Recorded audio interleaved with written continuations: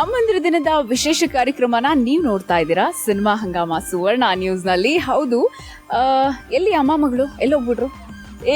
ಇಲ್ಲೇ ಇದ್ದಾರೆ.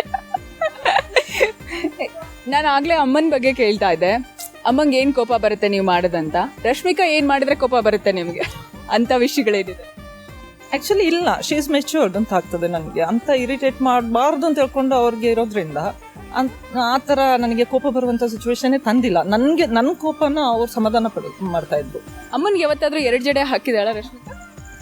ಜಡೆ ಹಾಕ್ತಾನೆ ಇರ್ತೀನಿ.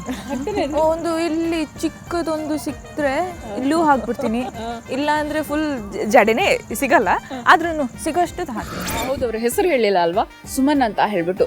ತುಂಬಾ ಚೆನ್ನಾಗಿದೆಲ್ಲ, ಸ್ವೀಟ್ ಆಗಿದೆ ಸುಮನ್ ಅಂತ.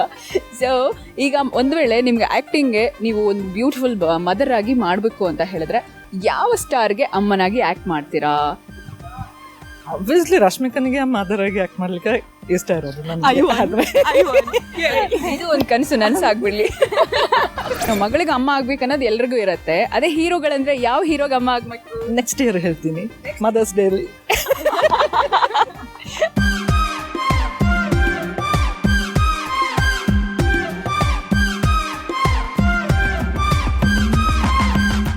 ಸೊ ಈಗ ಒಂದು ಹೊಸ ಟಾಸ್ಕ್ ಅಂತ ಈಗಷ್ಟೇ ಹೇಳ್ತಾ ಇದ್ವಿ. ಏನು ಅಂದ್ರೆ ಪಂತ, ಇಬ್ರು ಕೈಯಲ್ಲಿ ಹಿಂಗ್ ಇಟ್ಕೋತಾರೆ. ಅಮ್ಮ ಜೋರ, ಮಗಳು ಜೋರ, ಯಾರು ಸ್ಟ್ರಾಂಗ್ ನೋಡೋಣ. Yes, let's start. ಯಾರು ಗೆಲುವು? ಅಮ್ಮನ ಮಗಳ? ಓದೋದ್ರಲ್ಲಿ ಹೆಂಗೆ ಫಸ್ಟಾ ಲಾಸ್ಟಾ ರಶ್ಮಿಕಾ? ಲಾಸ್ಟ್ ಅಂತ ಎವ್ರೇಜ್ ಇದ್ದಾರೆ. ಅಂದ್ರೆ ಅಟ್ಲೀಸ್ಟ್ ಫಸ್ಟ್ ಕ್ಲಾಸ್ ಬರ್ತಿದ್ರಾ ಅಥವಾ? ಹೌದು. ಮೊದಲು ಸಿನಿಮಾ ಇಂಡಸ್ಟ್ರಿಗೆ ಬರೋದಕ್ಕಿಂತ ಮೊದಲು ಸ್ವಲ್ಪ ಡಿಸ್ಟಿಂಕ್ಷನ್ ಮೇಂಟೈನ್ ಮಾಡ್ತಾ ಇದ್ರು. ಬಟ್ ಡಿಸ್ಟಿಂಕ್ಷನ್ ಮೇಂಟೈನ್ ಮಾಡ್ತಾ ಇದ್ರೆ ಆವ್ರೇಜ್ ಅಂತೆ. Mummies are always like that.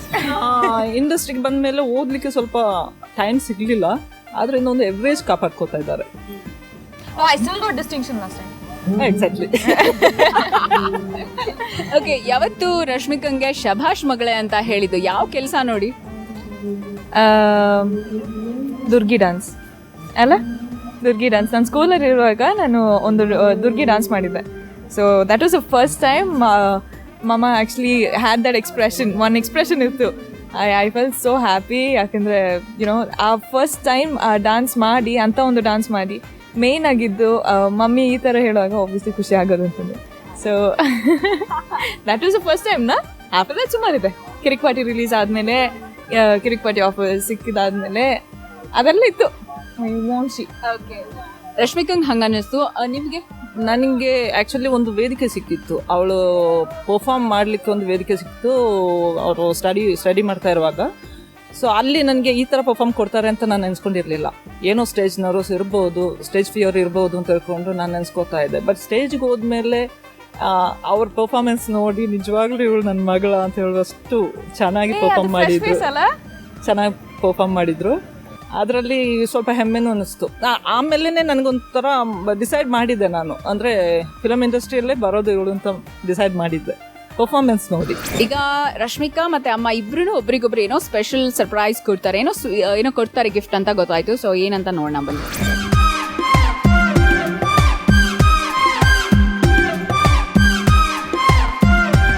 ಆಗ್ಲೇ ಹೇಳ್ದಂಗೆ ಫಾರ್ ಎ ಚೇಂಜ್ ಈಗ ಅಮ್ಮ ಮಗಳಿಗೆ ಗಿಫ್ಟ್ ಕೊಡ್ತಾರಂತೆ. ಏನ್ ಗಿಫ್ಟ್ ಕೊಡ್ತಾರೆ ನೋಡೋಣ. ಏನ್ ಇಷ್ಟ ಮಗಳಿಗೆ ಅದನ್ನೇ ಕೊಡ್ತಾರಂತೆ. ಸೊ ಲೆಟ್ಸ್ ಸಿ ಸಾನ್ವಿಗೆ ಏನ್ ಇಷ್ಟ ಅಂತ.